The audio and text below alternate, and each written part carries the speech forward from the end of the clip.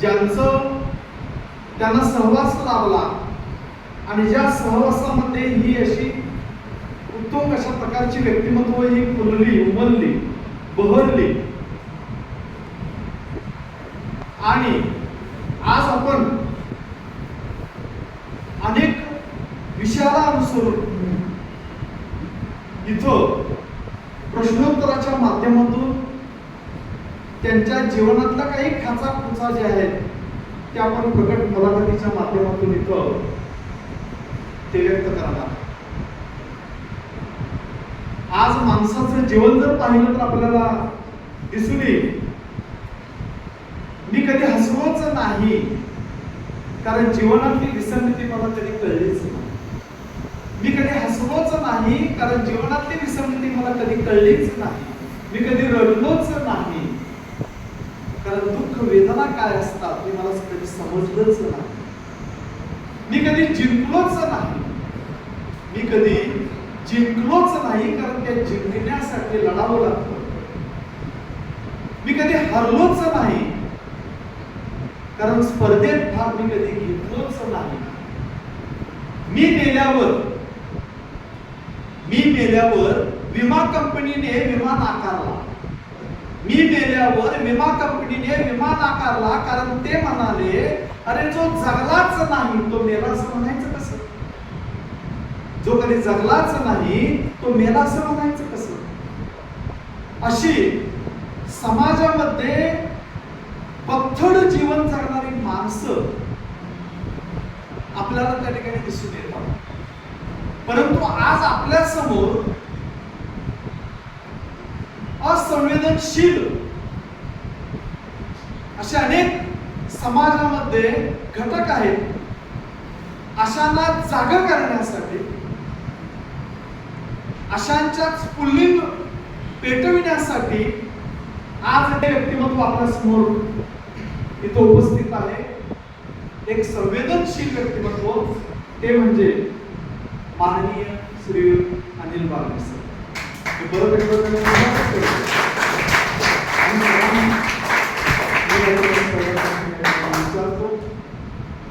ज्या व्यासपीठावर doctor Sunil Kumar Lote sir, Radhakrishna sir, Shantpratap दादा Patne, doctor B M Hiradekar अशा उत्तम व्यक्तिमत्वांची मुलाखती इथं संपन्न झालेली आहे. आणि त्याच सभागृहामध्ये आज अनिल बागवे सरांची मुलाखत या ठिकाणी होते आहे. मी सरांना पहिला प्रश्न या ठिकाणी विचारतो की सर, आपण नांद्रेसारख्या गावामध्ये जन्मला आणि तिथंच आपलं शिक्षण, आपलं व्यक्तिमत्व घडत गेलं. अशा या परिस्थितीमध्ये अगदी वयाच्या 13व्या वर्षी आपण माथाडी कामगारांच्या पगार त्यांना मिळावं यासाठी तुम्ही संघर्ष केला, यासाठी तुम्ही लढा केला. हे जे शिक्षण तुम्हाला मिळालं, म्हणजे लढाऊ वृत्ती ही तुमच्यामध्ये लहानपणापासून दिसून येते. ही लढाऊ वृत्ती किंवा ही प्रेरणा, ही स्फूर्ती लहानपणीच तुम्हाला कोणापासून मिळाली?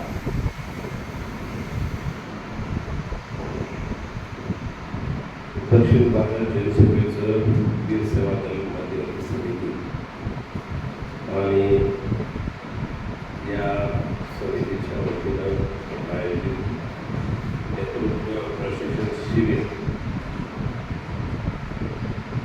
खरं म्हणजे 44वां शिबिर असं मला सांगितलं गेलं. या शिबिरासाठी आणि रात्रंदिवस एखादी गोष्ट करायचं एवढंच होतं. पहिल्या शिबिरापासून 44व्या शिबिरापर्यंत आता प्रयत्न करतायत, कष्ट करतायत ते आदरणीय आमचे सरकारी लोकांनी होती. दुसरे एक माझे आयुष्यातल्या उद्योगातले पार्टनर आणि माझ्या जवळचे मित्र सुनील पाटील, सेवादलाचे सर्व पदाधिकारी आणि समाजामध्ये ज्या गोष्टीची गरज आहे, ज्या गोष्टी आपल्या समाजामध्ये खूप कमी आहे किंवा कमतरता आपल्या समाजामध्ये जैन धर्मियामध्ये आहे, ते नेतृत्व करणारी मंडळी आपल्या समाजात खूप कमी आहे. आपल्या समाजाला सवय आहे एखाद्याच्या पाठीमागं जायचं, अशांची संख्या खूप कमी आहे. आणि हे नेतृत्व तरुणांच्या मध्ये कमी वयामध्ये ते खूप विकसित व्हावे याच्यासाठी आपण सगळेजण उपस्थित असणारे शिबिरात मी तुम्हा सगळ्यांचं मनापासून स्वागत करतो. आणि मला इथं बोलवल्याबद्दल खरं म्हणजे काय काम होतं मला माहीत होतं की माझी मुलाखत घेण्यासारखं असं काय केले आम्ही संयोजकांचाही मी प्रथमतः आभार मानतो. मला पहिला प्रश्न विचारला तो 13व्या वर्षी आणि 14व्या वर्षी मी सातारा पब्लिक स्कूलमध्ये पहिलं उपोषण केलं. मी गव्हर्नमेंट पब्लिक स्कूलमध्ये 5वीला गेलो आणि तिथं आमच्या एकूणच 10 वर्षांची ही मुलं आणि एकूणच त्या मुलांचं संगोपन करण्यासाठी, कारण का 5वीचा विद्यार्थी म्हणजे फारसं काही त्याला सगळ्याच गोष्टी त्याला आवडायच्या, कपडे घालायचे, मच्छीमध्ये लावायची, त्याला शर्टाची बटणं तुटली तर लावायची, या सगळ्या गोष्टी किंवा आजारी पडला तर त्याला औषधं द्यायची. अशा पद्धतीनं आमची सेवा करण्यासाठी तिथं मेट्रन 6 मेट्रनची व्यवस्था होती आणि त्या मेट्रन महिलांचा 6 वर्षे पगारच वाढवला जातो, तो 120 रुपये पगार होता. आणि मग मला वाटतं मी 14व्या वर्षी म्हणजे 7वी 8वीचा वर्ग असेल, नुकताच 8वीत गेलो आणि मग त्या सारख्या अशा कळवळायच्या. आणि एकदा माझ्या असं लक्षात आलं की आता आपण ह्याच्यावर एक उपाय केला पाहिजे. ते कशातनं सुचलं तर वर्तमानपत्र वाचून. पब्लिक स्कूलमध्ये कंपल्सरी वर्तमानपत्र मासिक वाचली पाहिजे. संध्याकाळी प्रत्येकाला कंपल्सरी खेळलं पाहिजे 1 तास. सुपरविजन स्टडी सुद्धा कंपल्सरी. सुपरविजन स्टडी म्हणजे अभ्यास करत असताना प्राध्यापक त्या रूममध्ये असतो. या सगळ्या गोष्टी होत असताना मला कळलं की आता याच्यावर उपाय एक, आपण जर जेवण सोडलं तर आपल्या आई वडिलांनी स्टॅम्पवर यांना लिहून शासनाला मुलं सोपवली आणि त्याच्यावर ही जबाबदारी घेतली. त्यामुळे 1 वाजता आमची जेवणाची सुट्टी व्हायची. देसाई म्हणून एक पाटणचा एक माझ्यापेक्षा सिनियर होता, त्याला मी कानात सांगितलं. आमचा एक सुहास होमपट्टे उदूरचा माझा मित्र होता या जिल्ह्यातला, त्याला मी सांगितलं आपण आज जेवायचं नाही असं.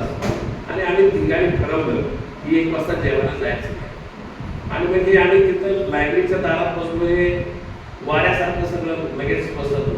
त्यामुळं 180 विद्यार्थी, 6 वर्ग, एका वर्गात 30 मुलं आणि त्याही विद्यार्थ्यांनी 10-15 मिनिटं मग जेवण वाढलेलं स्वीकारलं नाही.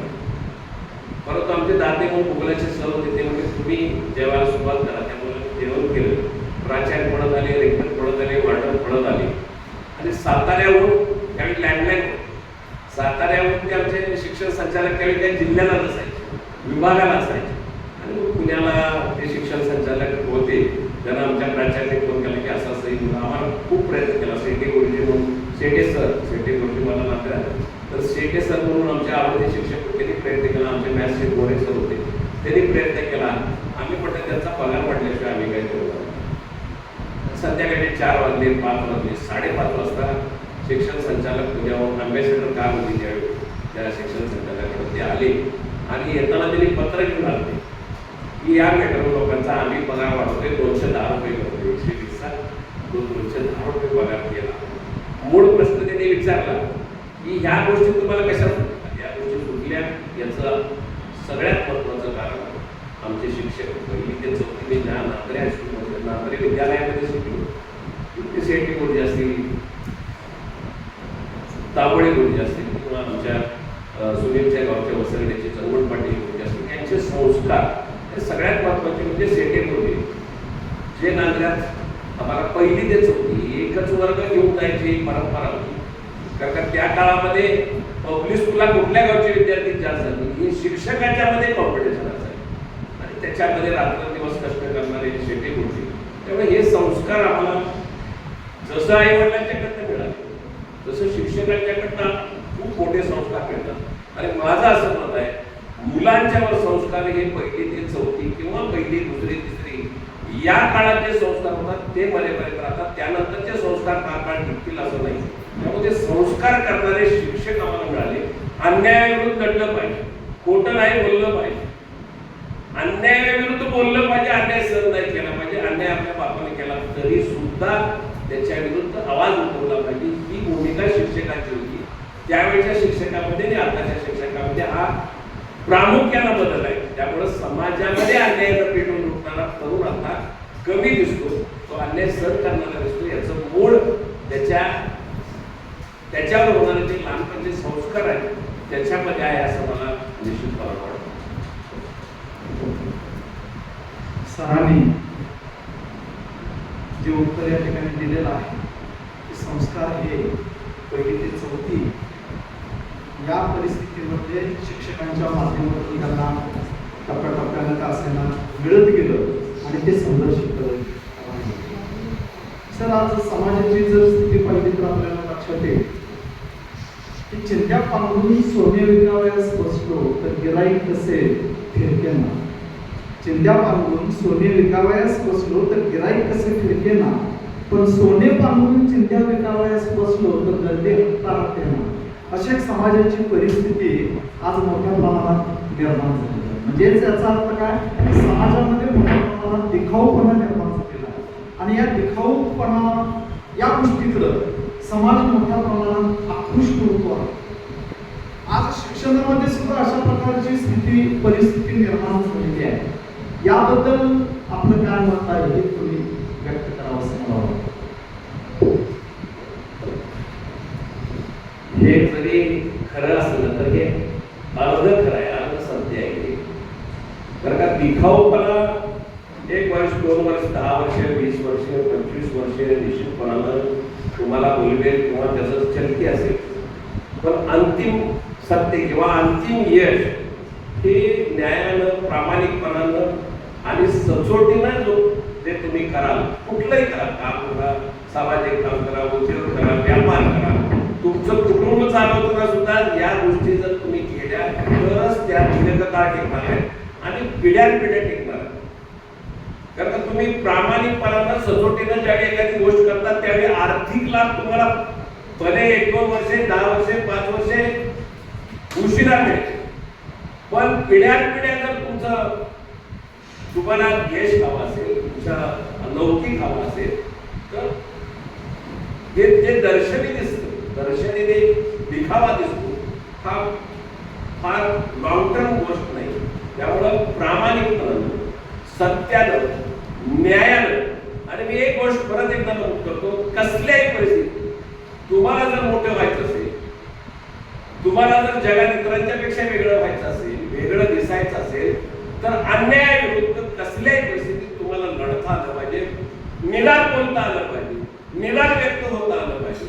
हे केल्याशिवाय तुम्हाला कसल्याही परिस्थिती यश मिळणार नाही. ते लॉंग टर्म यश मिळणार नाही, पिढ्यानपिढ्या यश मिळणार नाही. आपण म्हणतो एखाद्या कुटुंबात 4 पिढ्या 5 पिढ्या 6 पिढ्या कंटिन्युअस ही जी समृद्धी येते ती दिखाव्यात नसते, ती प्रामाणिक कष्टात नसते. तो दिखावा त्यांनी केला असता तर एका पिढीतच ते संपून गेले असते. त्यामुळं एखाद्या कुटुंबामध्ये शून्यातनं ज्यावेळी तुम्हाला मोठं व्हायचं असतं त्यावेळी रात्रंदिवस तुम्हाला काम करावं लागतं, रात्रंदिवस तुम्हाला काम करावं लागतं. म्हणजे सुट्टी हा प्रकार नसतो. आमचा सुट्टी दिवशी सुद्धा काही ना काही उद्योग करत असतो आणि ते दुसऱ्यासाठी करत असतो. त्यामुळे तुम्ही यशस्वी होता. त्यामुळे जीवनामध्ये कुठलंही काम मोकळा वेळ 1 मिनिट सुद्धा तुम्ही घालवला नाही पाहिजे. सामान्य कुटुंबात जन्माला आला असं वाटतं तर मग तुमची पिढी, पुढची पिढी, त्याच्या पुढची पिढी सुखी होऊ शकते, आनंदी होऊ शकते. आणि रात्रंदिवस कामात राहण्याचा सगळ्यात मोठा जर काय फायदा असेल तर या 24 तीर्थंकरांपेक्षा वीराचार्य बाबासाहेब कुलकर्णी यांच्यापेक्षा आनंदी आपण राहू शकतो. ही लोक आनंदी आहेत, मोक्षाला गेलेले लोक आहेत. बाबासाहेबांच्या पेक्षा सुद्धा आनंदी आपण या गोष्टीमुळे राहू शकतो, हा माझा विश्वास आहे. हा अनुभव आपण घेतो. त्यामुळे दिखाऊ कुठल्याही गोष्टी करणं, ते त्याच्या मागं फिरणं किंवा दिखाऊपणाच्या भडक रूपात जाणं हे खरं म्हणजे तरुणांनी किंवा ज्याला कोणाला आपल्या जीवनात यशस्वी व्हायचं आहे याच्याकडे लक्ष देऊ नये. आपल्याला भले त्याला वेळ लागेल यश मिळवण्यासाठी, पण ज्या मार्गाने जर आपण गेलो, प्रामाणिकपणाच्या मार्गाने गेलो, तर निश्चितपणानं कुठलीही गोष्ट ती आढळ आहे आणि ते आढळ आपल्याला निश्चितपणानं मिळेल.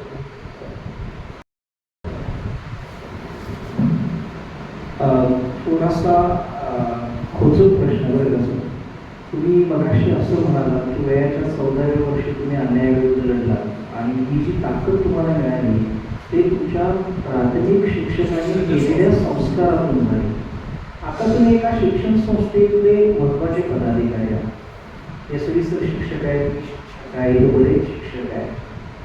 जे शिक्षक होत असताना विदाउट डोनेशन शिक्षक झाले, त्यांच्यात ही स्वाभिमानाची ज्योत प्रज्वलित राहू शकते.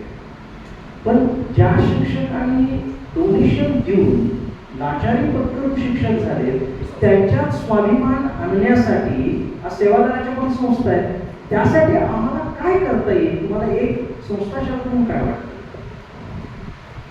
हा पृथ्वी तलावातला सगळ्यात चांगला प्रश्न शिक्षण संस्था कल्पना. कारण का मी ज्यावेळी दररोज बोलतो तेव्हा हा एका विषय मी करतो. मला मान्य आहे हल्लीचा शिक्षण संस्कार का देत नाही. आज लट्टे जैन सोसायटी आपली संस्था आहे, जैन समाज बाहुबली विद्यापीठ आपली संस्था आहे. या संस्थेमध्ये ऍडिशनल काही गोष्टी दिल्याशिवाय तुम्हाला नोकरी मिळत नाही. पृथ्वी तलावावर मी स्पष्ट बोलणार माणूस आहे नका काम या लोकांना माहिती त्याला ठेवायला नाही. इथं आपल्याला पैसे दिल्याशिवाय नोकरी मिळत नाही, परमनंट करू शकत नाही. ज्यावेळी एखादा प्राध्यापक एखाद्या शिक्षण संस्थेत माझ्यासारख्या शिक्षण संस्थेत येतो आणि मी जर समजा 20 लाख 25 लाख एखाद्याकडे घेतले असेल तर मी नजरेला नजर मिळवून त्याच्याशी राहत नाही किंवा तो संस्था त्याला त्या संस्थेतच नसतो. मालक ते होता, जो शिक्षक पैसे देऊन आत आलेला आहे तो मालक होतो. आणि मग तो विचार करतो की पैसे देऊन आले मला काय संस्कार आहे विचारत आहे. आणि जो पैसे देऊन शिक्षक होतो मुळात त्याच्याकडे संस्कार नसतो. आणि मूळ याच्यामध्ये शिक्षकांचा दोष नाही, याच्यामध्ये पालकांचा दोष नाही, याच्यामध्ये विद्यार्थ्यांचा दोष नाही. हा समाज बिघडणं, या समाजामध्ये आज संस्कार नसणं, याचं सगळ्यात मोठं जर काही दोष असेल तो माझ्यासारख्या शिक्षण संस्था चालकांचा, संस्थापकांचा आहे, जे पैसे घेऊन काम करतात. आता राहिलेला प्रश्न तुमच्या मनात असेल तर तुमच्याकडे किती आहे तरी तुम्ही किती डोनेशन घेतले. माझ्याकडे 792 लोकांचा काम करतायत माझ्या 8 कॉलेजेस. मग इंजिनिअरिंग असेल, डिप्लोमा असेल, ITI असेल, ऍग्रिकल्चर असेल, फार्मसी असेल, नर्सिंग असेल, हॉस्पिटल आयुर्वेदिक असेल, नवीन होणारा BMS कॉलेज असेल किंवा दत्तवाडचं स्कूल असेल, या सगळ्यामध्ये जे लोक माझ्याकडे काम करतात याची मी जात कधी विचारली नाही, याची पार विचारली नाही, याचं गाव विचारलं नाही. याला मी बोलवतो शिक्षकाला, ब्लॅकबोर्ड देतो, जोड आणि हा डेमो घ्यायला माझे जुने शिक्षक बसलेले असतात.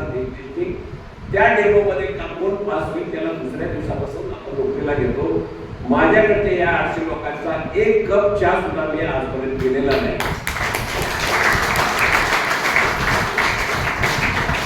पण हे करत असताना मित्रांनो या पृथ्वी तलावावर एकच शिक्षण संस्था चालक आहे. कोल्हापुरी अस्सल शिव्या माझ्या प्राध्यापकाला इंजिनिअरिंग कॉलेजच्या दिवसात निदान 5-6 वेळा देतो. माझ्याकडे कोल्हापूर शिपाई आहे, त्याला जर मी 8 दिवसात शिवी दिली नाही तर तो 9व्या दिवशी रडत येतो, सर माझं काय चुकलं काय मला हे नातं निर्माण होतं. त्यामुळे शरद इन्स्टिट्यूट वयाच्या 10व्या वर्षी, शरदच्या वयाच्या 10व्या वर्षी या देशामध्ये 16 वर्षाचं रेकॉर्ड होतं. विश्वनाथ कराडांचं, MIT आळंदीचं ऑटोनॉमस आपण 10 वर्षात ऑटोनॉमी करू शकलो. याचं एकमेव कारण आहे की हे विकत घेतलेला स्टाफ नव्हता. आपण कुटुंबातला सदस्य म्हणून त्याला हात घेतलं आणि कुटुंबातला सदस्य म्हणून ज्यावेळी त्याला आपण वर्तणूक देतो, काम करतो, त्यावेळी तो रात्रंदिवस त्या संस्थेसाठी जातो. म्हणून 2008 नंतर ज्या महाराष्ट्रात आणि देशात संस्था राहिल्या त्यातली एकमेव संस्था आहे शरद इन्स्टिट्यूट ऑफ टेक्नॉलॉजी, जी शिल्लक राहील, जी ऑटोनॉमी झाली, त्याचं न्याय झालं, त्याचं MBA झालं. त्यामुळं हा शिक्षण संस्था चालकांना माझी विनंती असेल, तुम्हाला कसा पैसा मिळवायचा तो मिळवा, पण शिक्षक भरती करताना, नॉन टीचिंग स्टाफ भरताना, शिपाई भरताना, फरशी पुरणारी मावशी भरताना तिच्याकडनं 1 रुपया जर तुम्ही घेतला तर तुमची शिक्षण संस्था लॉंग टर्म चालणार नाही. हे तुम्हाला अगदी 100% स्टॅम्प देतो. कारण का हे लोक पैसे देऊन ज्यावेळी या संस्थेत येतात त्यावेळी शिक्षकाचं ते काम करू शकत नाही, ते दलालच निर्माण करणार, ते विद्यार्थी निर्माण करणार नाही. आम्ही शिक्षकांच्या पाया पडा, गुरु आहेत ते, आई वडील आणि शिक्षक. पहिल्या दिवशी ज्यावेळी मी वर्गात जातो त्यावेळी कोणाला सांगतो या 3 लोकांचा आदर करावा शिका. जो पैसे देऊन आलेला माणूस असतो त्याचे संस्कार काय असणार आहे आणि त्याच्या पाया कधी कोण विद्यार्थी करू शकतो. तर हा खूप गंभीर प्रश्न या महाराष्ट्रात या देशात निश्चितपणे आहे सर. आणि मग प्रामाणिकपणानं गरीब कुटुंबाला एखादा प्राध्यापक शिक्षक व्हायची त्याची भावना आहे, संस्कार करायची त्याची भावना आहे, तो शिक्षक होऊ शकत नाही, त्याच्यापासून तो वंचित राहतो. ही मात्र आज समाजातली विदारक अवस्था आहे. तर या गोष्टी खूप चांगला प्रश्न आहे. म्हणजे समाज जर सुधारायचा असेल, आज डाव्या बाजूला लॅपटॉप पाठीमागे टाकून प्रत्येक तरुण ओव्हरटेक करताना दिसतोय रोडवर. त्याला कारण हेच आहे की 25-30 लाख रुपये घेऊन आम्ही संस्था चालक शिक्षक पाठला आणि त्याला ते संस्कार केलेले नाही. मला माहित आहे पहिलीत असताना 8व्या दिवशी शेटे गुरुजीने सांगितलं होतं रस्ता ओलांडताना बाळ उजवीकडे आणि मग डावीकडे होतं. हे काम शिक्षक करायचा पहिलीचा. आज हे विदारक चित्र जे समाजामध्ये दिसते त्याला एकमेव कारण या समाजातले माझ्यासारखे शिक्षण संस्था चालक आहे. अर्थात मी याला अपवाद आहे, मी असाच काहीतरी बरकट केला असतो, पण आमचं नशीब होतं की आमच्या तरुण वयात वीराचार्य बाबासाहेब कुलकर्णीचा काय महामानव आम्हाला काही चांगले शिक्षक मिळाले.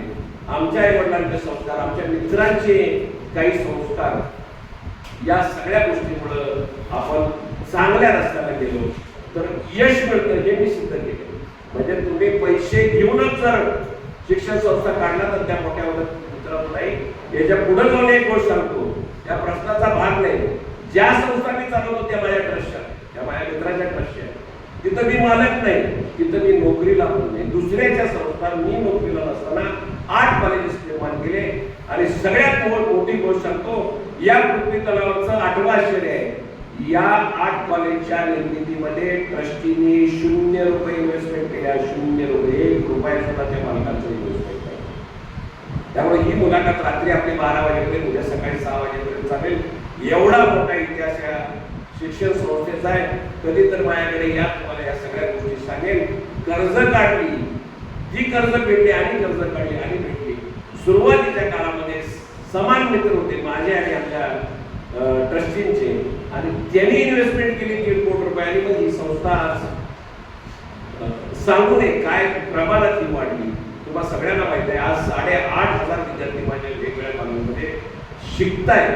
ही अभिमानाची गोष्ट सांगत असताना याच्या पाठीमागं नेतृत्व प्रशिक्षण शिबिर, कुंतलगिरी असेल किंवा सांगली बोर्डिंग असेल, हेच कारणीभूत आहे मित्रांनो. आणि या शिबिराचा पर्वताच्या समोर बसून आम्हाला बाबासाहेबांनी संस्कार दिले आणि त्या संस्कारापासून निश्चितपणानं आम्ही दूर जाऊ शकलो नाही. याचं एकमेव कारण वीर सेवा दल. आणि वीर सेवा दल म्हणजेच बाबासाहेब कुलकर्णी आणि बाबासाहेब कुलकर्णी म्हणजेच वीर. बाकी आम्ही सगळे केले. आज असते तर ते 70च्या आसपास वयाचे ते असते. आपण 7वी ओलांडलेला म्हणजे 10 वर्षाचं अंतर निश्चित वीराचार्यांच्या मताने आपल्यामध्ये आहे. या भूमिकेतून ज्यावेळी तुम्ही वीराचार्यांच्या सहवासामध्ये गेला तर वीराचार्यांचे अशा कोणत्या गोष्टी तुम्हाला प्रभावशील वाटल्या की ज्यामुळं तुमची जडणघडण व्हायला कारणीभूत? खरं म्हणजे 1982 साली मी स्वतः पर बोर्डिंग मध्ये सांगलीच्या आमराया जाऊन आपलं तिकडं बोर्डिंग आणि पलीकडं असं मी राहत होतो 12वीला होतो. आणि बाहुबलीच्या डोंगरावर कुणीतरी पादुका विस्कटून टाकल्या आणि बाबासाहेब कुलकर्णी नूतन दिगंबर जैन बोर्डिंग सांगलीमध्ये वास्तव्याला आले होते. आमच्या बोर्डिंग मध्ये ऍडव्होकेट सगळे राहत होते. खाली ते वकिली आणि लॉ करत होते आणि प्रॅक्टिस करत होते. असं होतं. खालच्या वरच्या मजल्यावर आम्ही राहत होतो. आणि त्यांनी मला सांगितलं की असं असं बाहुबलीला काहीतरी घडले आणि रत्नाकर बँकेचे डायरेक्टर महावीर पाटील वखार भागातले त्यांनी असा मूक मोर्चा आणि काढलाय आणि कॉलेज चुकवून आपल्याला तुला जमेल का याला. मी म्हटलं ठीक आहे, आपल्या समाजाच्या पादुका उखडल्या कुठेतरी आणि त्याच्या विरुद्ध आपण मूक मोर्चा असेल तर का काढायचा नाही. बोर्डिंगमध्ये या मोर्चाचं नियोजन केलं होतं त्यांनी. महावीर पाटील म्हणून वखार बँकेचे डायरेक्टर होते, विजयाशंकर घालायचे. मला पूर्ण त्यांच्या सगळ्या एकूणच खासदारांचं सांगता येत नाही, पण ते मला वाटते दादा पाटलांचे कुठले काहीतरी होते. तर ते आम्ही मूक मोर्चाचं रूपांतर आम्ही घोषणा मोर्चात केलं आणि ह्या घोषणा मोर्चात रूपांतर करणार म्हणजे सुरुवातीलाच बोर्डिंगच्या सुरुवातीलाच. आणि या घोषणा मोर्चाची सुरुवात करणारे आम्ही 3 होतो. एक मी, एक पूर्वाश्रमीचे अपूर सागर महाराजांचं नाव महावीर पाटील लोक आणि तिसरे आरवाडे आपलं संजय आरवाडे. आम्ही 3 बोर्डिंगच्या समोर. आम्ही त्या डांबरी रस्त्यावर उठायलाच तयार नाही. आणि आज मला 7व्या वर्षी एवढा मोठा आवाज आहे विदाउट माईक मध्ये मी बोलायला तर तुम्ही तर त्यावेळी काय आवाज असेल. त्यावेळी एक हिरवी पॅन्ट, शेवाळी पॅन्ट आणि वर एक क्रीम कलरचा शर्ट घालून एक मनुष्य आला आणि ते मोठे आणि बाळाला असं करू नका, आपल्याला मूक मोर्चा काढायचा. तुम्ही कशासाठी मोर्चा करताय? आम्ही ऐकायला तयार नव्हतो. आम्ही ऐकायला तयार नव्हतो. ही हिरवी पॅन्ट छोटीशी आणि क्रीमचा शर्ट घातलेली मूर्ती म्हणजे वीराचार्य बाबासाहेब पुरंदरे होते. त्या दिवशी माझी त्यांची पहिली भेट झाली आणि तेव्हापासून मग आम्हाला त्यांचं ऐकायची सवय लागली. का लागली या प्रश्नाचं उत्तर नाही. त्यांच्या व्यक्तिमत्वात काय गोडवा होता त्या अनिलजींना माझ्यापेक्षा जास्ती माहिती. तर निश्चितपणानं त्या गोडव्यामुळे त्यांच्याशी आम्ही ऐकायला चाललो.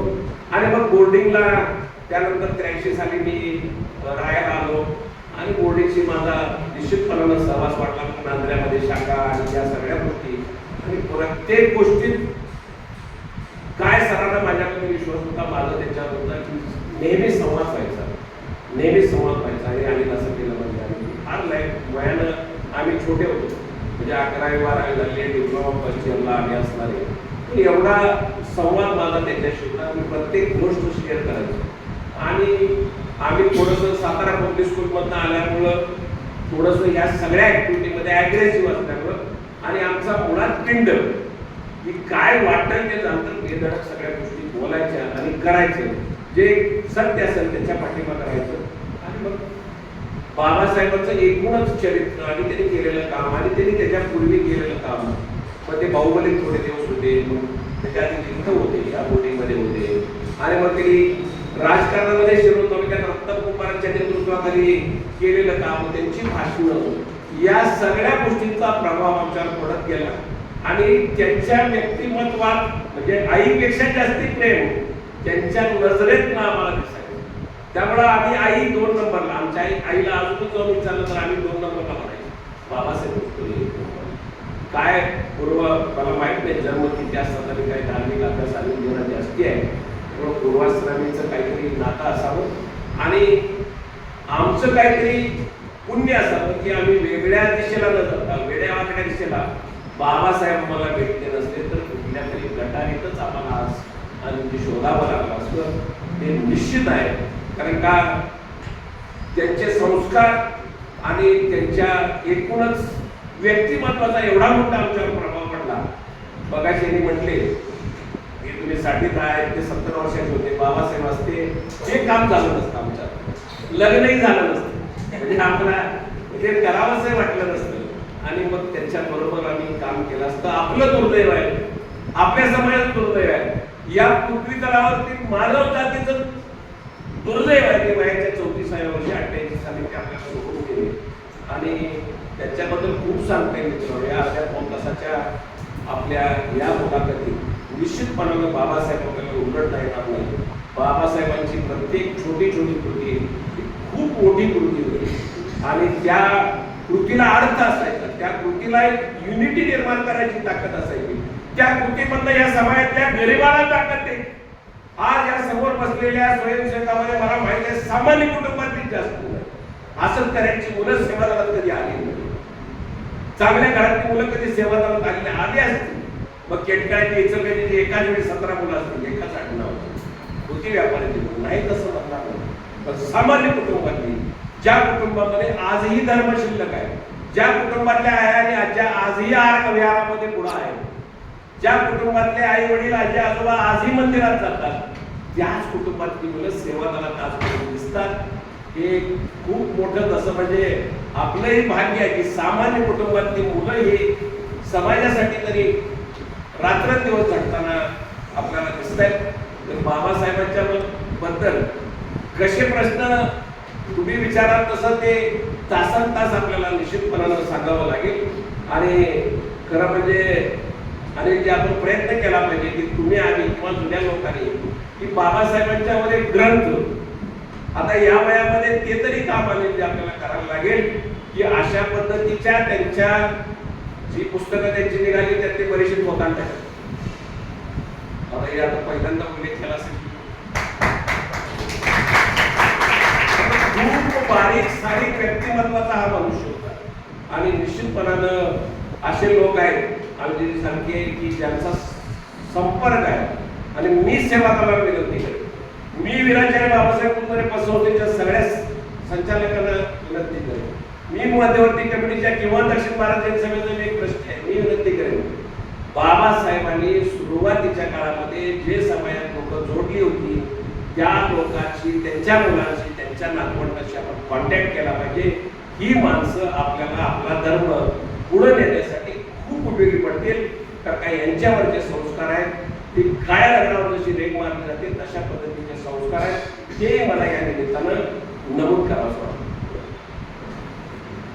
वीराचार्य शिरोमणी ॲडव्होकेट बाबासाहेब कुलकर्णी सरांच्या संदर्भात अनेक त्यांच्या जीवनातले कंगोरे सांगता येतील असं सरांनी आपलं मत या ठिकाणी व्यक्त केलं की त्याला दिवसेंदिवस पुरणार नाही. आणि हे सुद्धा त्यांनी सांगितलं की त्यांच्या संदर्भात जे काही आता ग्रंथ उपलब्ध आहे जे थोतांड असं त्या ठिकाणी म्हटलेलं आहे. मी त्यात थोडासा रिपेअर करेन, पण तिकीट पीठ लावून काहीतरी काही संबंध नसताना लिहिलेलं आहे. खूप मोठं काम आहे, खूप मोठी व्यक्ती आहे आणि एवढं छोटस त्याच्याबद्दलचं काही लिहिणं हे चुकीचं आहे. पूर्ण माहिती असणाऱ्या माणसाने ते केलं पाहिजे, ते केलं पाहिजे. आपल्याकडे एक अनिलजी त्यांच्या तरुण वयातपणी किंवा त्यांच्या हायस्कूलमध्ये बाबासाहेबांच्या माहिती असावं म्हणजे एक गोष्ट आहे. जे रावसाहेब खवाटे शिर्डीचे त्यांना त्यांचं आपल्याला बाबासाहेब भेटायच्या आधीची सगळी माहिती त्याच्याकडे निश्चितपणाला आहे. त्यामुळं ज्याला पूर्ण माहिती नाही त्यांना लिहिण्याचा प्रयत्न, जे 1 तासभर 2 तास किंवा 6 तास 6 दिवस अनिलजी त्यांच्या सानिध्याला त्यानं लिहिण्याचा प्रयत्न केला, त्यानं भाषण करण्याचा प्रयत्न केला. होताना मला म्हणायचं नाही ते खूप 1% 2% एवढंच त्याची सामुग्री निर्माण होईल एवढं लिहिलं. म्हणजेच याचा अर्थ प्रचंड मोठा असा सागर की त्या सागरामध्ये काही थेंब हे बाबासाहेबांच्या चरित्रामध्ये उपलब्ध असलेले आपल्याला दिसून येतात. त्यांच्या जीवनातले अनेक कंगोरे असे आहेत की जे अजून प्रकट व्हायचे आहेत, ते आपल्यापर्यंत यायचे आहेत.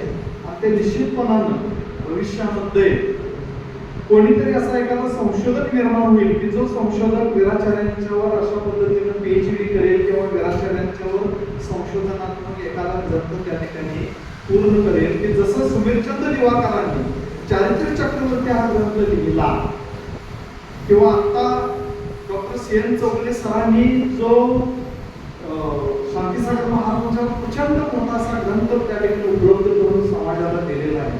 अशा पद्धतीचा ग्रंथ उपलब्ध होणं हेच त्यांच्या वक्तव्याचा प्रतिकार असलेला आपल्याला आढळून येईल. सर, तुमच्या जीवनामध्ये अनेक असे टप्पे आहेत की जे आम्ही फक्त ऐकत आलेलो आहोत. खरं पाहायला गेलं तर तुम्हाला मी पाहत आलो. माझी आणि तुमची ओळख फक्त या स्टेजवर आता या वेळेला झालेली आहे, परंतु आम्ही अगदी बरेच वर्ष आम्ही पाहतो आणि तुमचं वक्तव्य ऐकतो, तुमच्या बाबतीत उलट सुलट अशा प्रकारच्या सगळ्या गोष्टीही आम्ही त्या ठिकाणी ऐकतो, चर्चा करतो. मध्यंतरी तुम्ही थोडस या प्रवाहापासून दूर फेकला गेला, मला असं वाटतं. त्याचं कारण काय? 1988 साली कसबे टिकरला पंचकल्याण पूजा झाली आणि त्या पूजेचा मुख्य संयोजक मी होतो. मगाशी मी उल्लेख केला मंदिरमध्ये 575 स्वयंसेवक माझ्याकडे होते. आता खूप चांगला आहे. आता कुठेतरी तुम्हाला जागा देतो आणि पंचकल्याण पूजा असेल त्यावेळी मराठी शाळेत तिथं वर्षा निघाल्या, तिथं सारवले, तिथं सतरंजी लावून आम्ही राहायचो आणि एक नळ दिलेला असायचा नळ पंचकल्याण पूजेत. आणि आम्ही स्वयंसेवक म्हणून त्या नळाखाली पाठी 3 वर्षातून नंबर यायला पाहिजे आणि लोक कुठे म्हणजे लोक हे आम्ही काम करायचो. आणि त्या पूजेमध्ये डॉक्टर धनंजय गुंडे आणि ॲडव्होकेट विजयकुमार सकळे विजिट म्हणजे मध्यवर्ती कमिटीतून आले आणि मी मुख्य संयोजक होतो. आमचे कोल्याला वाढव्याचे ज्यावेळी वारले रमेशांना तेही होते त्या म्हणजे रमेशांनाचं काम आणि त्यावेळी तिथं सत्कार झाला म्हणून रमेशांना आठवतात. आणि मी बोर्डिंगमध्ये मध्यवर्ती कमिटीची मीटिंग ज्यावेळी असेल त्यानंतर पासिंगची त्यावेळी तो अहवाल द्यायचा. मी ते अहवाल देत असताना मी उभा राहून सांगितलं, खरं म्हणजे त्या 88ला बाबासाहेब गेल्यानंतरची ही पूजा आहे. बाबासाहेब गेल्यानंतरची पूजा 88 आणि DK सरांनी मला सांगितलं आणि कोणी जायला तयार नाही. सुनील आणि माझं पार्टनरशिपमध्ये वर्कशॉपचं बांधकाम चालू होतं आणि म्हटलं हे मला मी माझा उद्योग करायचा, आता कर्ज काढून सुरुवात करावं लागेल, नोकरी सुरू लागेल. तर म्हणजे DK पाटील हे तुम्हाला करावं लागेल. त्यामुळे त्यावेळी मी 2 केले, ब्राह्मणी आणि एक कसबेटी. आणि ते आल्यानंतर ज्यावेळी बोर्डिंगच्या त्या हॉलमध्ये जुन्या हॉलमध्ये आता नवीन इमारत झाली, मी अहवाल मांडत असताना मी सरळ टीका केली की ॲडव्होकेट विजय सकळे आणि डॉक्टर धनंजय गुंडे कसबे टिकरेच्या पूजेत आले, 550 स्वयंसेवक असताना त्यांनी मुख्य संयोजकाला सुद्धा भेट घेतली. तुम्ही कुठे जेवता बाळ, कुठं राहता, कुठं काय करता, या गोष्टी परत मध्यवर्ती कमिटीकडनं घडता कामा नये. त्या दिवसापासून मला बहुतेक रस्ता वेगळा केला, कुणी केला असावा, काय केला असावा मला माहिती. आणि परत मला दक्षिण भारत सगळे परवाच्या त्या अधिवेशनामध्ये 2 वर्षापूर्वी मी तिथं हजर असताना रावसाहेब पाटील बोरगावकरांना वाटलं की हा मनुष्य का बाजूला आहे. एवढं सगळं काम करत असताना जो विराजाने बाबासाहेब पुष्करांच्या नावाने गेली 7 वर्षे 1 कोटी रुपये स्कॉलरशिप देतो. 1 कोटी रुपये जो मनुष्य या समाजाच्या कामापासून जो एकूणाचा 2.25 कोटी रुपये स्कॉलरशिप देतो शिक्षण संस्थेत, तो माणूस का बाजूला आहे, कशासाठी आहे. म्हणून त्यांनी मला मी तिथं हजर नसताना बळजबरीनं आज दक्षिण भारत जनसभेमध्ये मला परत घेतलं. तेही काय घेतलं मला कळलं, म्हणजे कशासाठी घेतलं माहीत नाही, समाजाला कशासाठी बाजूला केलं हेही मला माहीत नाही.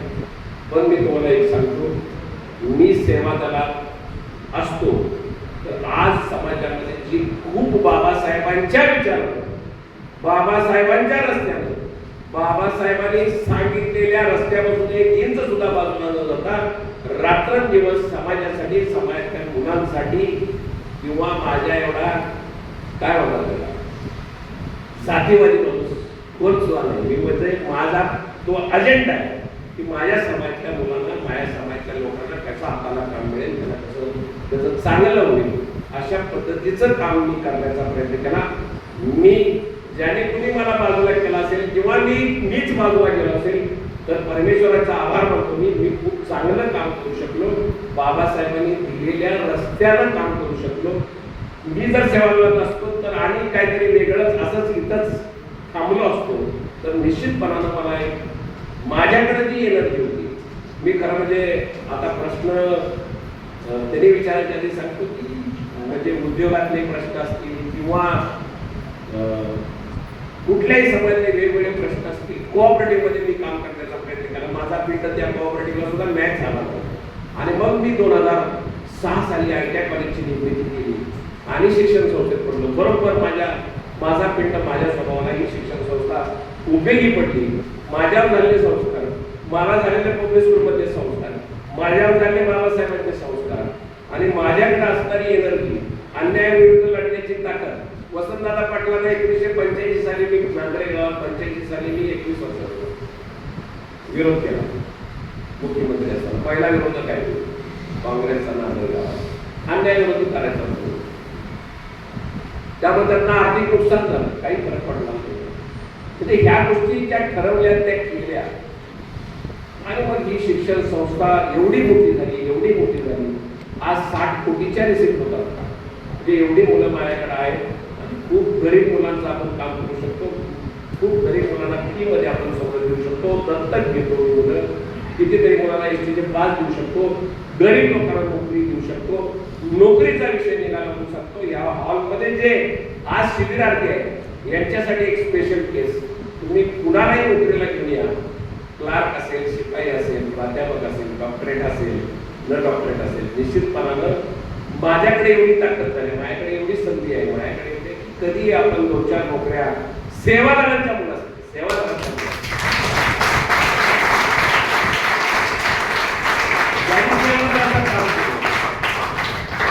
कधी या ऍडमिशनसाठी तुम्ही यावं. फी मध्ये काही सवलत मिळण्यासाठी तुम्ही माझ्याकडे आलं पाहिजे. माझ्याकडे कोण येत नाही काही मागायला, हे माझं दुखणं आहे. आणि हे दुखणं तुम्ही लोकांनी सेवादारांची माझं पूर्ण करावं अशी मी विनंती करतो. तुमच्या गावातल्या काही तुमच्या समवयस्क किंवा लहान जे सेवादार शिबिरार्थी होते यांच्याशी मी माहिती घ्यायचा प्रयत्न केला. तर तुम्ही कॉलेजला असताना जसं लीलाचार्यांचा प्रभाव तुमच्यावरती होता तसा कर्मवीरांचा प्रभाव खूप होत असा ऐकलं. आणि कर्मवीरांची जयंती त्यांचे कार्यक्रम खूप मोठ्याने करायचा तसं समजलं. नाही, माझा प्रश्न पुरा असा आहे की कर्मवीरांचा प्रभाव नक्की, त्यांच्या विचारांचा प्रभाव तुमच्यावर नक्कीच होतो. मग कर्मवीरांची शैक्षणिक विचारधारा आणि आत्ताची आधुनिक शैक्षणिक विचारधारा हे कर्मवीर राबवत असताना तुम्हाला काही मानसिक त्रास होतो का? मुळात मी आता जे घराच्या पतसंस्थेचे चेअरमन आहेत यांचे पाटील नांद्रेज, ते धन्यकुमार हेरले म्हणून जे सेवादलाचे जुने संयोजक आहेत. आता जे समडोळीचे सुभाष पगतू म्हणून जे डायरेक्टर आहेत, हे लोक नोकरीच्या निमित्तानं सुभाष पगतू आमच्या गावात होते नांदेडमध्ये. आणि आमच्या गावात राजकीय एवढा भयंकर एकमेक गट द्वेष आहे आणि त्यातनं 40 वेगवेगळी मंडळं निर्माण होती. आणि ही मंडळातली बरीचशी लोक व्यसनी होती. मग 88ला 87-88ला मला 87ला अण्णांची कर्मवीर अण्णांची शतक महोत्सव, शताब्दी महोत्सव साजरा करायचं असं लक्षात आलं. सगळीकडे करत होते. मग मी ठरवलं या मुलांना जर चांगलं वळण लावायचं असेल, यातनं जर भांडण करायचं तर आम्ही स्पर्धा केल्या आणि त्यात कर्मवीर सेवा सखाची या संघटनेची मी स्थापना केली. आणि त्या संघटनेमार्फत त्या मंडळाने चित्ररथ अण्णांच्या जीवनावर करावे आणि त्याच्या समोर त्यावेळी झांज पथक नुकते आले आणि काही मंडळांनी झांज पथक आणले होते. त्याच्या समोर त्यांनी झांज पथक ते लावावे. तर असं 40 मंडळांनी ते चांगल्या कामात सहभाग घेतला आणि 15 दिवस गावामध्ये सगळं कर्मवीर वातावरण झालं. आणि हे होत असताना गावातल्या पुढाऱ्यांना लक्षात आलं की हे काही विचित्र काम करून ठेवलं या लोकांनी. आणि त्यांनी पाठीमागं पोतच निवडणुकीच्या पाठी लोकांनी पोत्यात पैसे दिले या चांगल्या कामासाठी. म्हणजे गावातला जो व्यसनाधीन तरुण आहे त्याला चांगल्या वळणाला लावण्यासाठी ह्या गोष्टी केल्या. हे संस्कार सुद्धा बाबासाहेब, हे संस्कार काय आमचे वेगळे नव्हते. आणि त्यामुळे त्या संघटनेची स्थापना केली. आणि मी मगाशी म्हटलं माझ्यासारखा जातीवादी माणूस बोलले, त्यामुळे आपल्या आनासाहेब गट्टे असतील, कर्वे भाऊराव पाटील असतील, कळतले अक्का असतील, पत्रावळे साहेब असतील, यांच्या नावानं काहीतरी असावं म्हणून आमच्याकडे नवीन वसाहत होती. जिल्हा परिषदेला शरद पाटील सर जिल्हा परिषद सदस्य होते.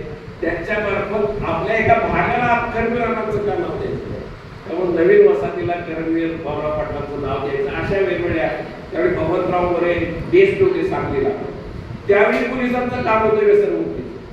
आणि मग मी शांतिनिकेतन लोक विद्यापीठ आणि महाराष्ट्रातल्या सगळ्या कला विद्यापीठांकडनं व्यसनमुक्ती आणि हुंडाबळीवर पोस्टर प्रदर्शन महाराष्ट्रात केले आणि त्याला DSP उद्घाटनाला आले.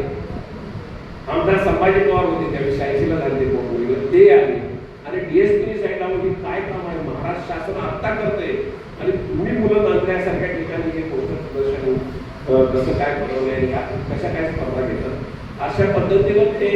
आणि कर्मवीर आमचा आहे, लढ्ढी आमची आहे, रत्नाकर आमची आहे, महावीर आमची आहे, दक्षिण भारत जैन सभा आमची आहे, सेवादल आमचा आहे. ते मोठं व्हायला पाहिजे. अन्यायाविरुद्ध लढायची ताकद निर्माण झाली. ह्या सगळ्या गोष्टी आपल्या ज्या आहेत त्याच्याबद्दल अभिमान वाटतो आणि ती मोठं व्हावी अशा पद्धतीची भावना निर्माण होते. आणि मग बाबासाहेबांनी आरवाडी चाळीत मला बनवून घेतलं आणि ते काय करायचं, नवीन नवीन संघटना हे काय नाही, सेवादलाचंच काम करायचं.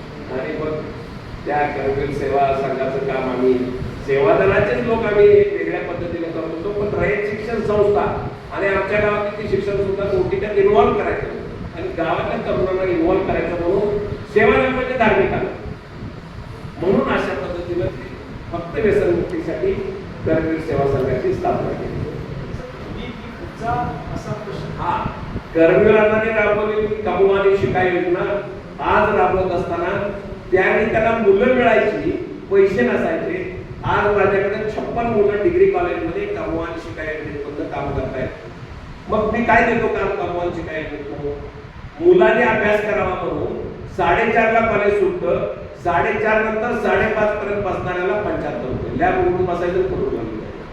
म्हणजे अभ्यास करण्यासाठी मी कमवानी शिकाय योजना राबवतो. मी वर्गामध्ये प्राध्यापकाचा मोबाईल कोणाचा वाचतो का याच्यासाठी मॉनिटरिंगसाठी मुलं नेमली. मी संडास बाथरूम धुतले नाहीत का याच्यासाठी मॉनिटरिंगला मी मुलं लावली. कुणाला एखादी अडचण असेल किंवा लेडीज हॉस्टेलमध्ये बॉईज हॉस्टेलमध्ये पाणी येत नसेल किंवा त्या अडचणी असतील त्याच्यासाठी वेगवेगळी मुलं मी ठेवली. तुमचा एकूणच क्लास कॉम्प्युटर डिपार्टमेंट असेल, ईटीसी असेल, मेकॅनिकल असेल, सिव्हिल असेल, ऑटोमेशन रोबोटिक्स असेल, या असेल, या डिपार्टमेंटचा इतिहास आणि दररोज डेली रेकॉर्ड कीपिंग करायचं काही काम अशा पद्धतीने हे करतोय. मला कमवान शिकाय योजनेचं बजेट प्रचंड वाढवायचं आहे. पण आज मुलांना गरीब मुलांना सुद्धा दुर्दैवानं सांगावं वाटतं या गोष्टीचा जरा सुद्धा गांभीर्याने विचार करत आहेत किंवा त्याचा फायदा घेताना मुलं दिसत नाही. तर त्यावेळची आणि या आत्ताची ही परिस्थिती आहे. दुसरं कर्मवीरांचा विचार होता की स्वावलंबी शिक्षण असलं पाहिजे म्हणजेच कमवान शिकाय योजना. आज मुलांचे आई वडील रात्रंदिवस याच्यासाठी धडपडतात, अपार कष्ट करतात. प्रसंगी आपल्या सौभाग्याचं लग्न मंगळसूत्र सुद्धा ती बाई घालवत ठेवते आणि आपल्या मुलाची फी भरते. पण आपल्या या मुलांना, तरुण मुलांना आपले आई वडील आपल्यासाठी जे काही कष्ट करतात ते त्याची जाणीव मला आज दिसत नाही माझ्या विद्यार्थ्यांच्यामध्ये. याला अपवाद निश्चित आहे, पण ही जाणीव ठेवली गेली पाहिजे. हे प्रत्येक गरीब कुटुंबातला 30-40 वर्षापूर्वी काहीतरी मला करायचं ही भावना असायची.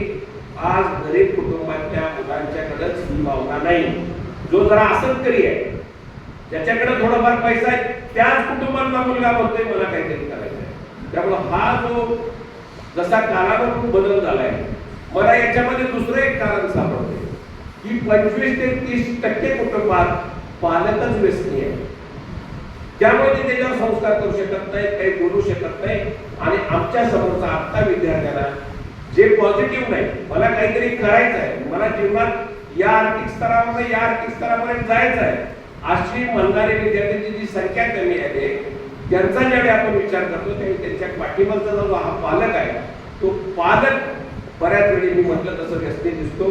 बऱ्याच वेळी पालक आपल्याला काय मिळालं ह्याला मिळू दे, असू दे की राहू दे की सर बिघडल काय पुढच्या वर्षी होईल पास, अशा पद्धतीची जी भावना आज समाजामध्ये झाली.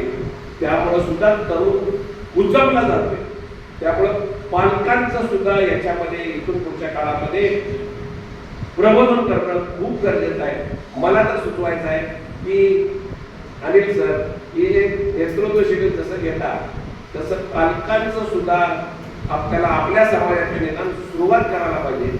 जसं लहान मुलांच्यासाठी पाठशाळा आहे त्याचप्रमाणे पालकांसाठी जे करण्यात द्या.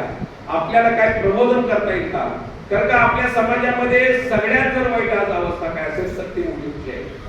तो विषय मुलाला तुम्ही जरी तरुण असाल लहान असाल तरी हा गंभीर विषय आहे की आपल्या मुली दुसऱ्या समाजामध्ये लग्न करताना दिसतात. याचं सगळ्यात मोठं कारण जर काय असेल मी ओळखलंय तुम्हाला काय सापडले मला माहित नाही, बऱ्याच मुलींना काय सापडले मला माहित नाही, पण आपल्या कुटुंबामध्ये जैन समाजामध्ये मुलानं 10 रुपये मागितले की त्याला 20 रुपये दिले जातात आणि मुलीनं एक कापड मागितलं तर त्या मुलीला नकार दिला जातो आणि वर्षानुवर्षे तिला नकार आणि मुलाला होकार.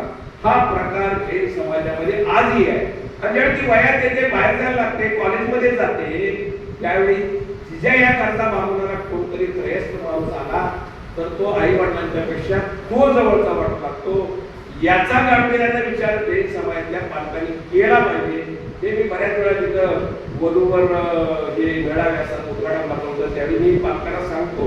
पण दक्षिण भारत जैन समेत आणि सेवादलाचं काम आता इथून पुढच्या काळामध्ये असे प्रश्न ओळखून अशा कामामध्ये निश्चितपणानं काहीतरी योगदान करणं गरजेचं आहे.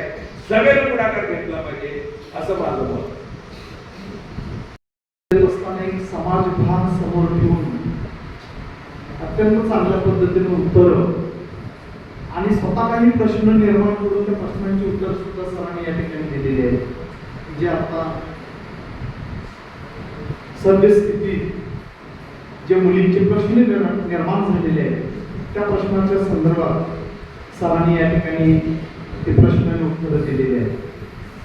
सर, या सगळ्या गोष्टींचं आपण ज्यावेळी विचार करतो आणि एक संगती लावण्याचा प्रयत्न करतो त्यावेळी आपल्याला लक्षात येतं की समाजामध्ये ही चंगलवादी संस्कृती प्रचंड मोठ्या प्रमाणात वाढलेली. की तुम्ही मगाशी सांगितलं की 20 रुपयाची नोट तुम्हाला मागितली की उजव्या रंगाची 200 रुपयाची नोट किंवा मुलगीची गुलाबी रंगाची 2000ची नोट ती दिली जात होती.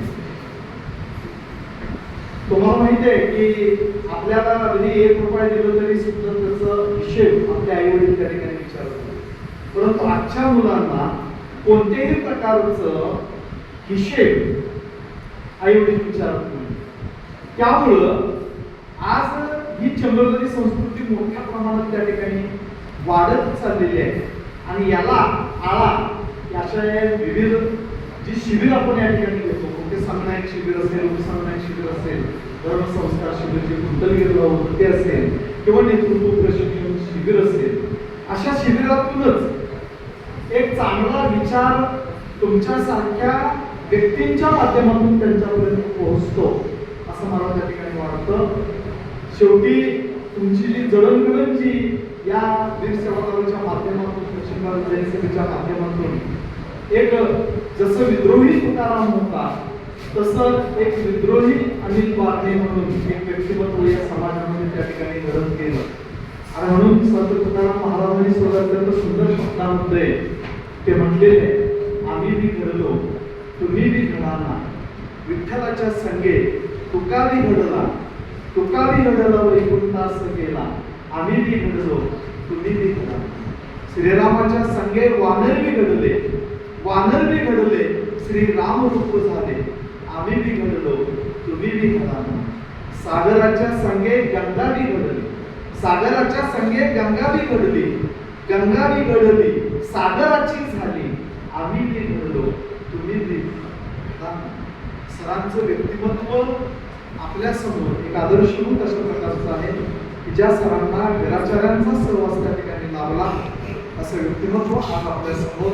आणि त्यांनी जे विचार मांडले ते सगळे विद्रोही विचार आहेत आणि अशा या विद्रोही विचारांचा वारसा तुम्ही आम्ही कुठंतरी जतन करूया, आपल्या डोक्यामध्ये ते कुठंतरी ठेवूया. आणि थोडस म्हणजे काल तुम्हाला जो विषय दिलेला होता पंचकल्याण पूजा, हे समाजाच्या हिताचा आहे, तारक की मारक अशा पद्धतीचा विषय दिलेला होता की सर मुलांनी खूप सुंदर अशा पद्धतीने उत्तर त्या ठिकाणी दिली. तर अशाच पद्धतीनं तुमचं एक वैचारिक संक्रमण अवस्था तुमच्या ठिकाणी निर्माण व्हावं अशी सदिच्छा या ठिकाणी मी व्यक्त करतो. आणि एखादा प्रश्न असेल. पंचकल्याण पूजा या पाहिलाच पाहिजे, त्यातला अवास्तव खर्च कमी केला पाहिजे, त्यातला बिभत्सपणा कमी केला पाहिजे. पंचकल्याण पूजा बंद झाल्या तर आपला धर्म पुढे येईल कारण का मी येरवाडे कॉलनी पूजा केली, एकाही महिलेला महाराजांचा हार कधी कसा करायचा, माझ्या कॉलनीमध्ये 12 वर्ष झालं मंदिर बांधून एक दिवस सुद्धा 12 वर्षात माझ्या कॉलनीमध्ये हार झालेला नाही. त्यामुळं मुलांना काय करायचं, कसं करायचं, महिलांना काय करायचं, त्यातला व्यवस्थापना, त्यातला खर्चाला फाटा दिला गेला पाहिजे. आणि इथून पुढे दक्षिण भारत जैन सभेने सुद्धा परवा तिथं माझा सत्कार केला, कुठं स्तौती दिला त्यांच्या त्या वार्षिक अधिवेशनामध्ये. आणि तिथं ठरवलंय, सुनील होते मला वाटतं की त्यांनी ठरवलं की इथून पुढे पंचकल्याणी पूजेमध्ये 10%, 20% रक्कम जी जमा होती ती बाजूला ठेवायची आणि त्या मंदिरामध्ये आम्ही ती ठेव ठेवायची आणि त्या ठेवीमधनं 10 लाख 20 लाख जी ठेव होईल त्यातली जी व्याज असेल ते समाजातल्या गरीब मुलांना स्कॉलरशिपसाठी ती दिली पाहिजे. माझं असं मत आहे, दुसरा एक पाठ त्याच्यामध्ये केला पाहिजे. आधी तो केला पाहिजे की त्या फंडातनं पाठशाळेसाठी सुद्धा वेगवेगळा फंड आपण निर्माण केला पाहिजे.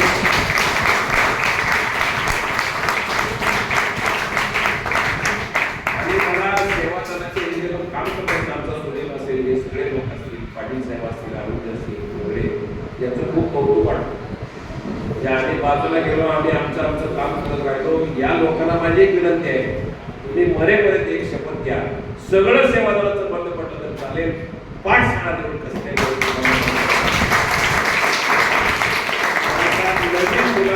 नवीन आयाला काय माहिती नाही तर मुलांना काय, तर त्या पाठशाळेतनं काहीतरी संस्कार निश्चितपणे होतील. माझं इथून पुढच्या काळामध्ये सगळ्यातलं काम राव, पाठशाळा कशा मोठ्या होतील आणि त्याला आर्थिक कशी ताकद देता येईल.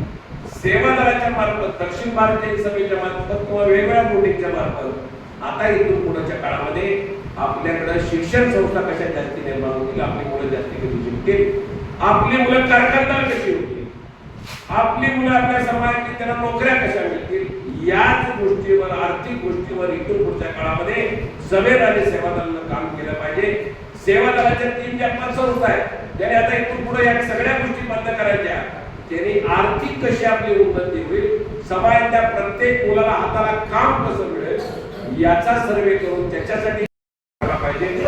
मला एक शेवटचा प्रश्न तुम्हाला मुलांच्या विचारायचा असेल, सर एक विचार केला, त्यानंतर तुम्हाला एक प्रश्न विचारला, कारण पुढचा तुमचं सेशन आहे आणि परत तुमचं संध्याकाळचं जेवण मला वाटतं दिवस पावण्याच्या आधी तुम्हाला करावं लागेल, निदान या शिबिरात तरी आपण करूया. तर एक प्रश्न तुमच्यातला एक सर विचार. तरुण मुलं आहेत सर समोर, आता भविष्य आता मी 50शी उलटलो, गेल्या 20-30 वर्ष सेवा दलात काम करतोय. पण सेवा दलात काम करत असताना आणि व्यक्तिगत कुटुंब चालवत असताना काही संघर्ष करावा लागतोय. तर तुम्ही इतकी मोठी शिक्षण संस्था चालवत असताना जे सामाजिक काम आणि कुटुंब, मुलं, या सगळ्या गोष्टी कशा मॅनेज केल्या जातात, ते कसं करावं, थोडंसं मार्गदर्शन.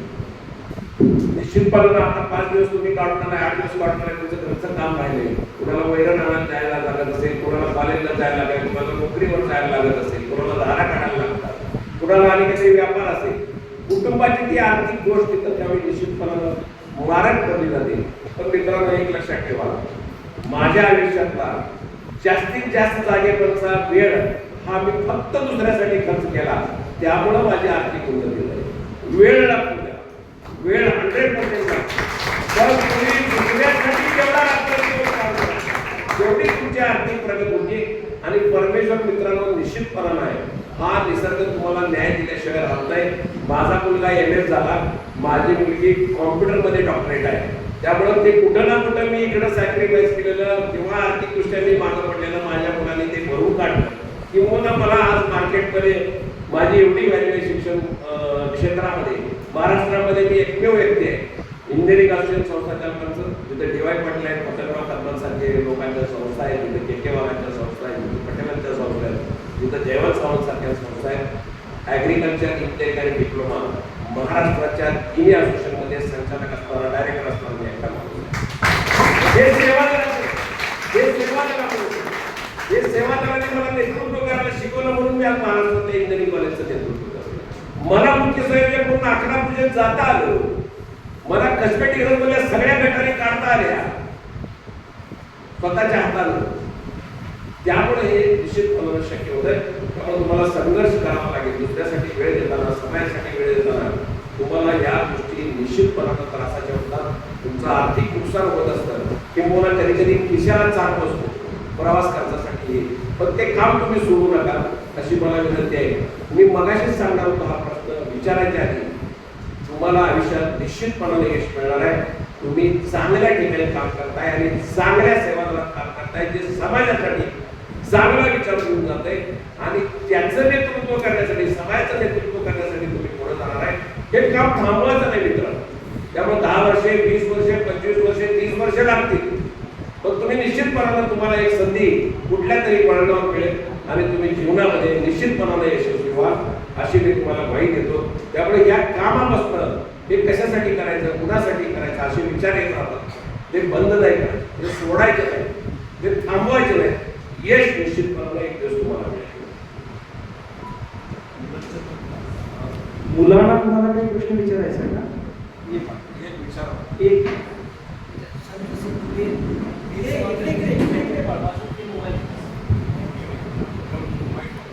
सर, जसं तुम्ही आणि इतर बसलेले सगळे लोक वीर सावरकरला आणि दर्शन सभेमध्ये जोडले, तशी आजची युवा पिढी त्यामध्ये काम करायला पाहिजे असं मार्गदर्शन मिळतच नाही आणि वीर सावरकरमध्ये आजची युवा पिढी जोडली पाहिजे, हे कसं होईल? निश्चित हा खूप महत्वाचा प्रश्न आहे आणि आज समाजामध्ये दिसत आहे की नवीन पिढी, जसं सेवादला पूर्वी नेतृत्व प्रशिक्षण शिबिर असेल त्यावेळी किती असायची? 200 कुठे गेले? 200-300 असायची.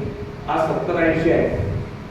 ही संख्या का कमी झाली याचं मूळ त्या सरांच्या प्रश्नात आहे. इथं काम केलं तर मिळणार काय हा विचार मुलांच्या मध्ये येतो. समाजासाठी कशासाठी काम केलं पाहिजे?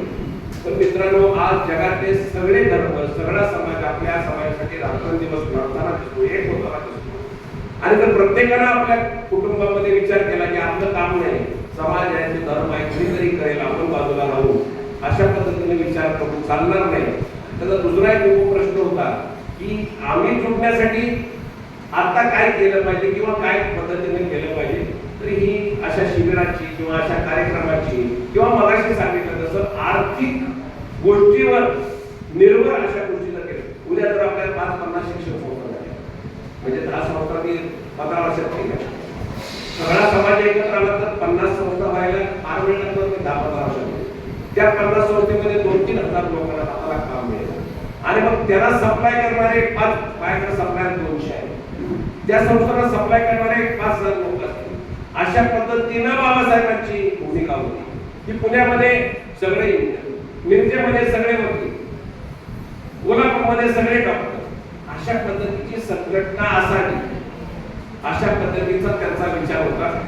तर निश्चितपणानं मला सांगावं लागेल की सभेनं याच्यामध्ये लीड घेतलं पाहिजे. सेवा दलाने तर घेतलं आणि सेवा दलामध्ये मध्यवर्ती समितीमध्ये जे थोडेसे सामाजिक कामाला वाहून घेतील, जे राजकारणापासून आलीच असतील आणि ज्यांना खरोखरच काही करायचं आहे अशा लोकांची सुद्धा इन्व्हॉल्वमेंट आता असली पाहिजे.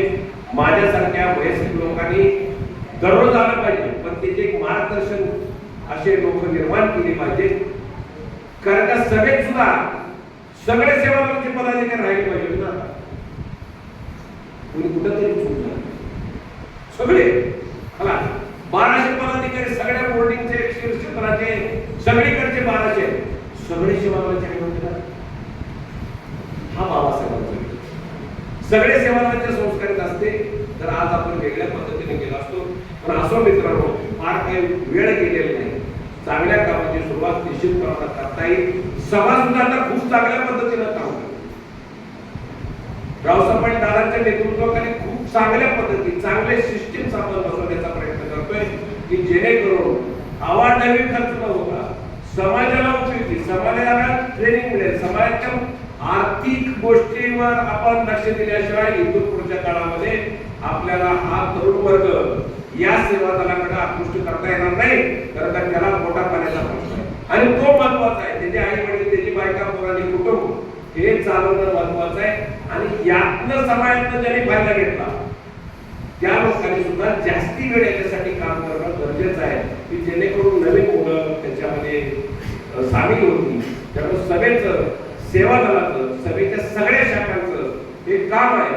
आणि ह्या सगळ्या शाखातल्या 1200 लोकांच्याकडे जर आपण बघितलं तर हे सगळे वयस्कर लोक आहेत. यातले या खुर्च्या अडकून बसलेले सगळे त्या सगळ्या शाखेमध्ये नुसता समाजामध्ये एक नाव पाहिजे म्हणून अडकून बसलेले लोक, तिथं काम करणारे लोक पाहिजे. आणि निश्चितपणाने इथून पुढच्या काळामध्ये तुमच्या सारख्या तरुणांना बसवलं पाहिजे.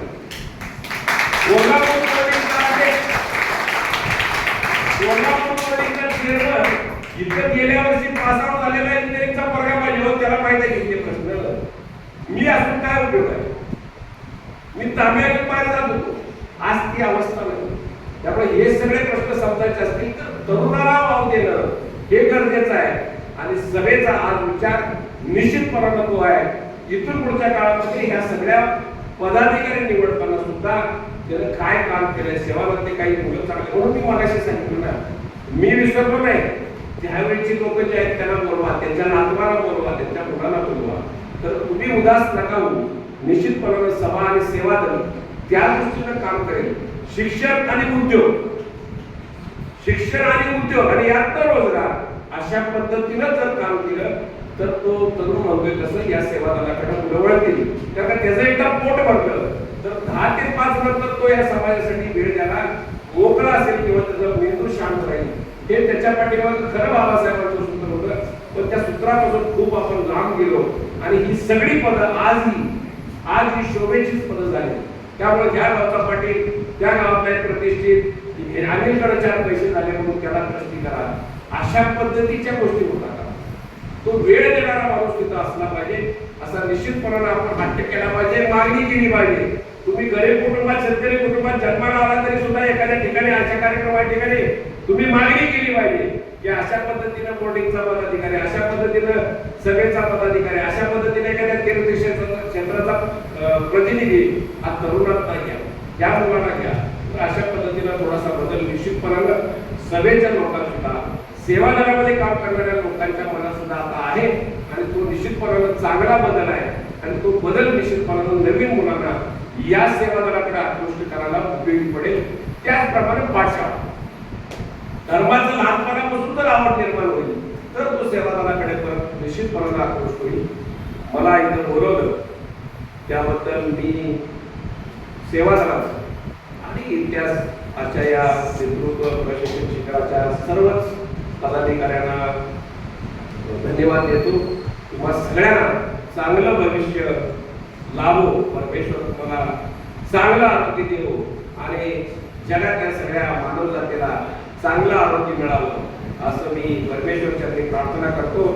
आणि एक सूचना करतो, तुम्हाला तुमच्या आयुष्यात मी मरेपर्यंत कसल्याही गोष्टीची काही गरज असेल, मग उद्योग उभा करायचा असेल, कर्ज हवं असेल, तुम्हाला नोकरी हवी असेल, तुम्हाला ऍडमिशन हवं असेल किंवा कुठलंही सामाजिक काम असेल, आर्थिक काम असेल, राजकीय काम असेल, तर सेवा दलातल्या लोकांनी मला भेटावं अशी मी तुम्हाला विनंती करतो. निश्चितपणानं मला जी शक्य आहे ती मदत करण्याचा प्रयत्न करेल. सेवा दलातला मुलगा हा निर्व्यसनी असतो असा माझा समज आहे. तर तो निश्चितपणानं निर्व्यसनीच असला पाहिजे. त्याला कधी सुपारी सुद्धा तोंडात घातली नाही पाहिजे अशी एक मला तुम्हाला या प्रसंगी विनंती करायची, खूप मनापासून विनंती करायची आहे. आणि ती तुम्ही कराल अशी आशा बाळगतो. आणि परत एकदा सगळ्यांना मी शुभेच्छा देतो आणि थांबतो.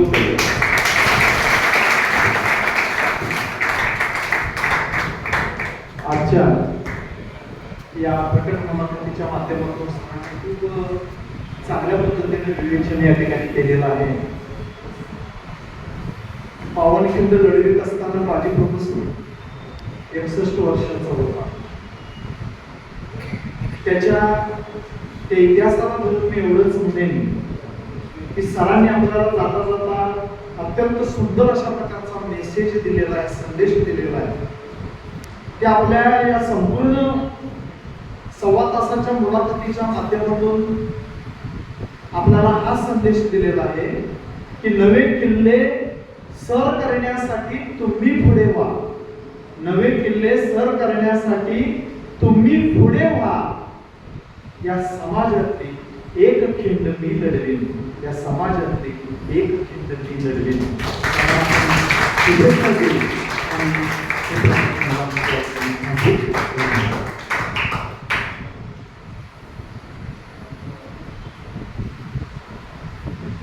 विद्रोही नाही बोलत, मी खरं बोलतो.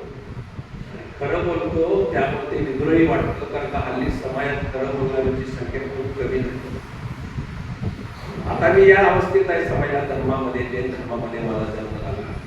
मी जर खरं बोललो नाही तर तरुण कोणाचं काय होणार आहे.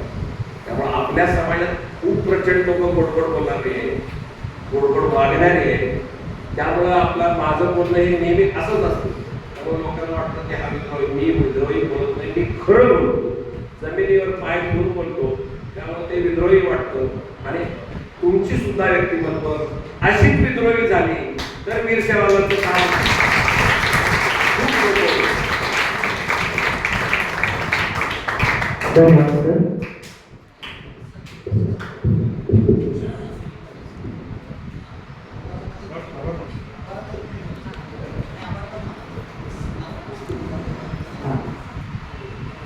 मला एवढं सांगायचं आहे की मुलाखती आपण भरपूर बघितल्या, मुलाखती भरपूर बघितल्या.